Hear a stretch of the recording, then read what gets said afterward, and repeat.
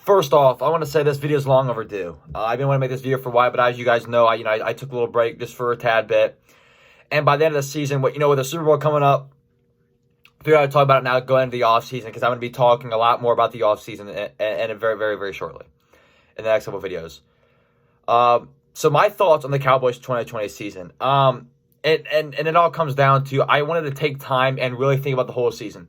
Yeah, I know it shouldn't have took me multiple weeks, almost a month. But I went back and watched all the games. I watched the highlights specifically, as well as separate for every game. I took a deep dive into every single player that played on our team, like snap for snap. Like if he played one snap, I looked into it. I looked at the stats for every single player. I have jotted a bunch of notes that I'm going to be talking about over the next several videos. So I did my due diligence. So all you NFL people come in, this, you don't think this because of that. Or another Cowboys fan, you're not a real Cowboys fan for thinking that. I'm telling you, at least a whole day, 24 hours went into this video over a period of time. I watch 4 hours of film of football a day, and that is no lie. For my, it's my passion, you know what I mean? Planning to go into sports management to not play in the league, but to coach in the league.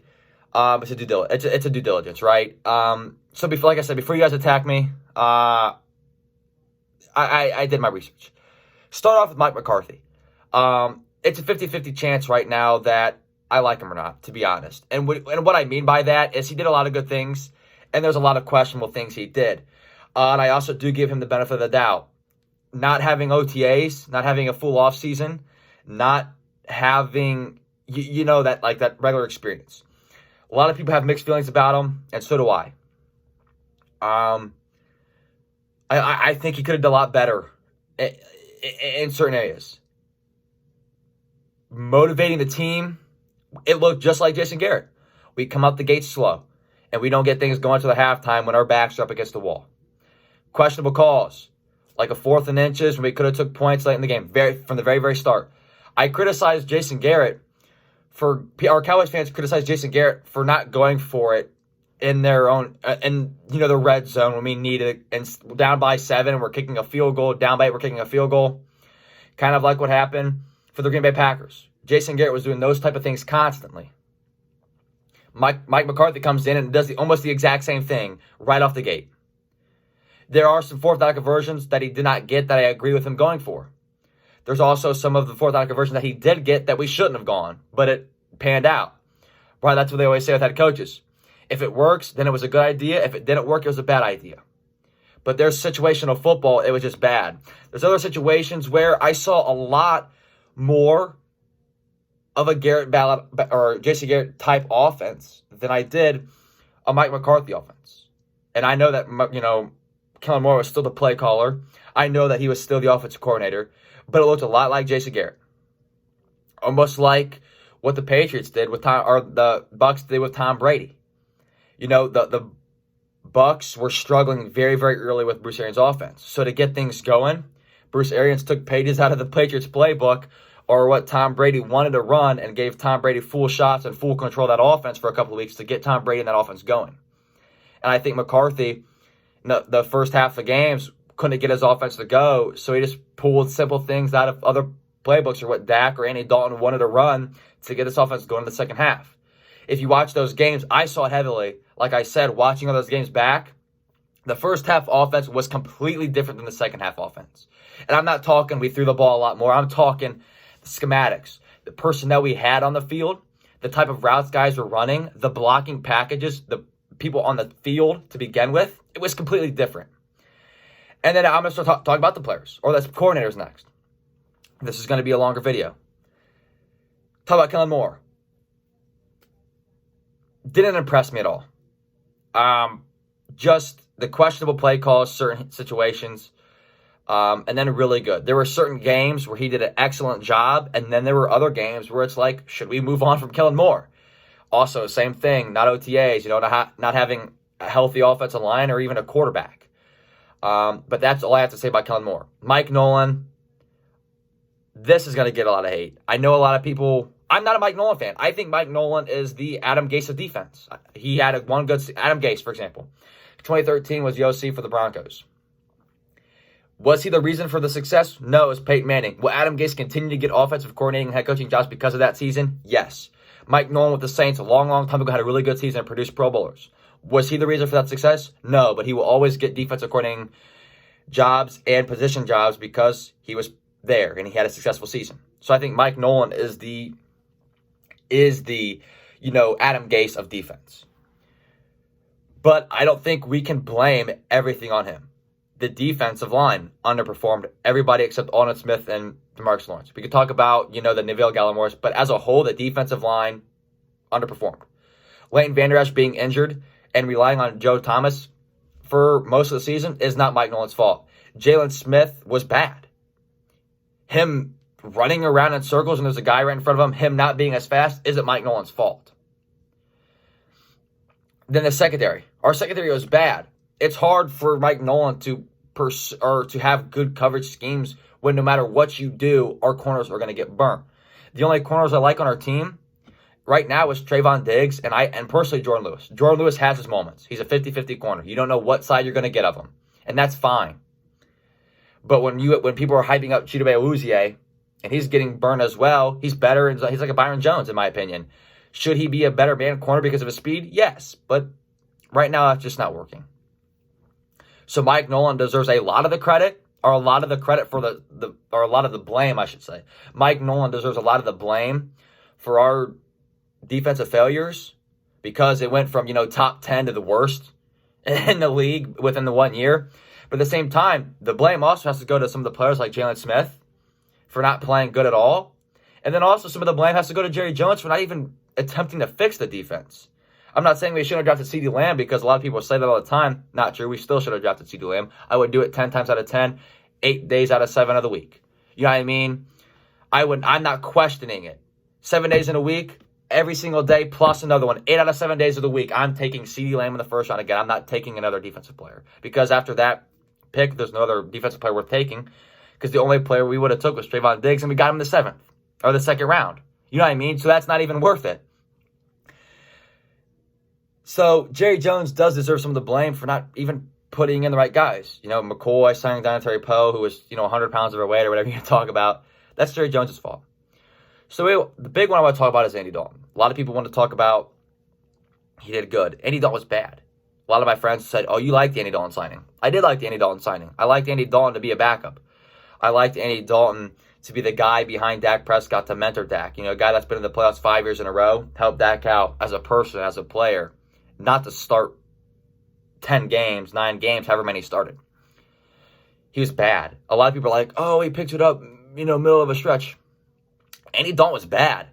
If Andy Dalton has a mediocre game in week 16 or week 17 against the Giants, week 17, we could easily go to the playoffs.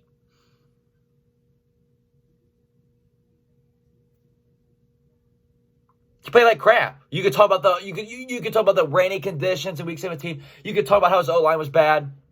All right, fair enough. The O-line was bad. Dak put up the exact same offense, was putting up 400 yards.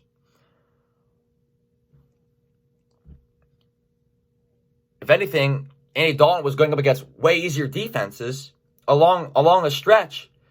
And the same exact offensive line, if not a little bit better towards the end of that stretch, the end of the season, and completely failed. So if you're a Cowboys fan and you're like, oh, yeah, Andy Dalton wasn't that bad, you're dead wrong. I'm telling you, go back and just watch the games over again with no bias, hoping you're going to win and give him the benefit of the doubts.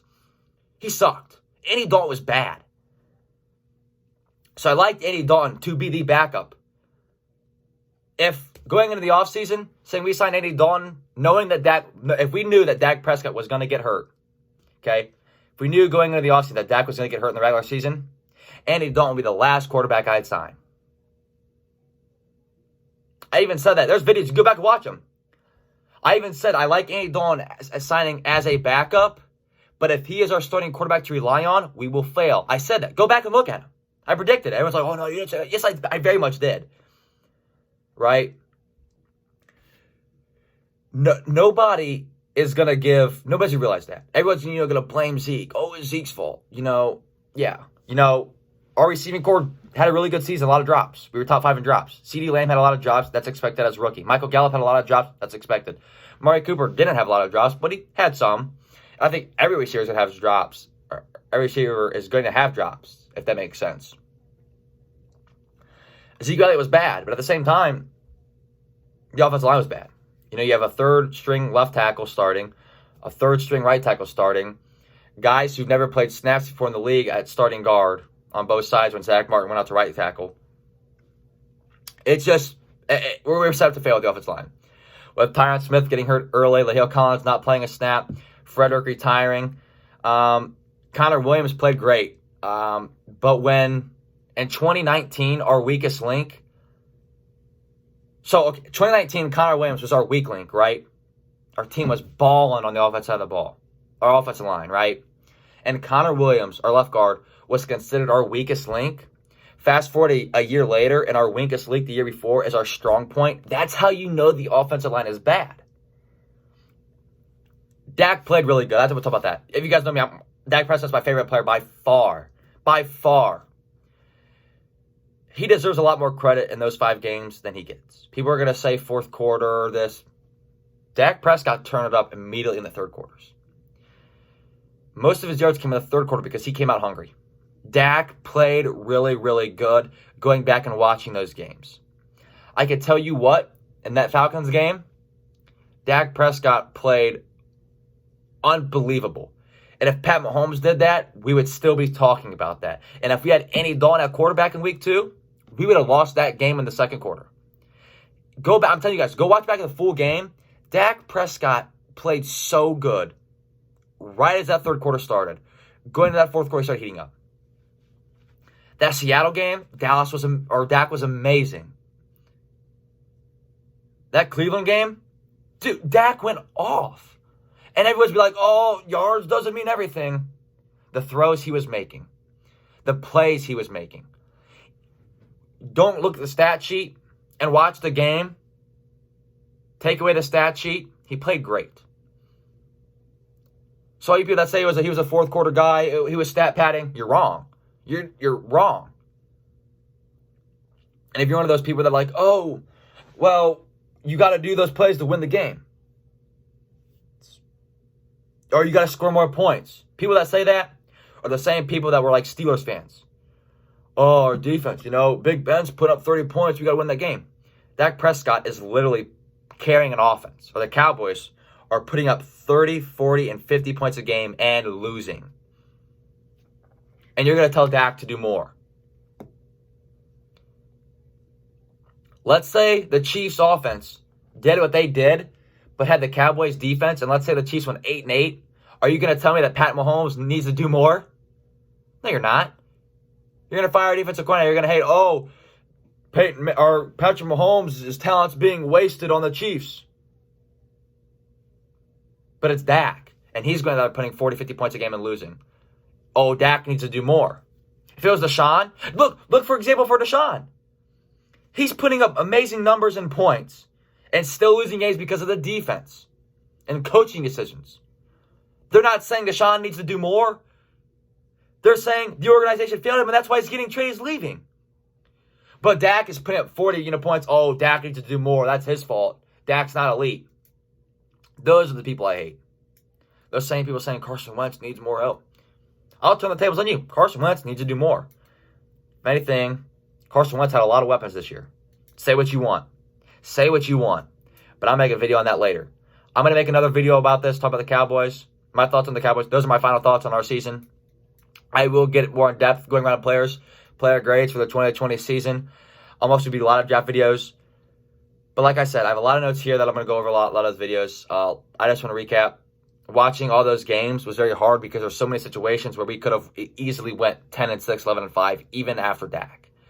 And there were so many games, if we would have had Dak, we would have no doubt won. Both Washington games. If we had Dak, those are easy wins. The Giants game, week 17.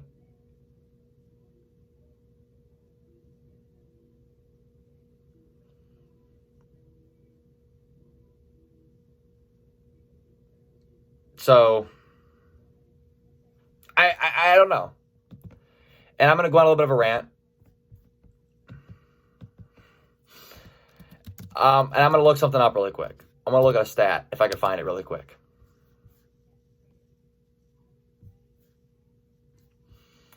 Sadly, I cannot. But my point and what I'm saying is, like I said, if we had Dak week 16 and all the both games we're watching, those are W's. Those are wins. If we have Dak week 17 against the Giants, that's a win. That Pittsburgh game, we have Dak, that's a win. So that's easily going from 7-9 to at least 9-7, 10-6. Those are the points I'm trying to say. So everyone's like, Cowboys fans always say, and there's more problems. There is no more problems. 2021, if our offensive line can stay healthy, that fixes our running game problem. If Tyron Smith or Hill Collins come back 100% and Martin comes back and Biadasz comes back even better like how he started, you cannot tell me that running game is fixed. Because Ezekiel Elliott looked really, really good throughout the season playing with a pulled hamstring. You know what I mean? You cannot tell me that that's going to fix the problem. Dak's going to have more time. The receivers going to get open. Now we just got to rely on the defense to get better, and that's what we're going to spend our 10th overall pick on. So like I said, I'm going to make more videos. Thank you guys for watching. Comment red shirt if you watched this far. I know what you're talking about. But if you don't, go ahead and dislike it. I don't care. I just wanted to go on a rant. I've been wanting to make this video for a while. I did my due research. And if you have otherwise, then say in the comments because I know you're wrong. Thank you guys for watching. I'm out. Peace.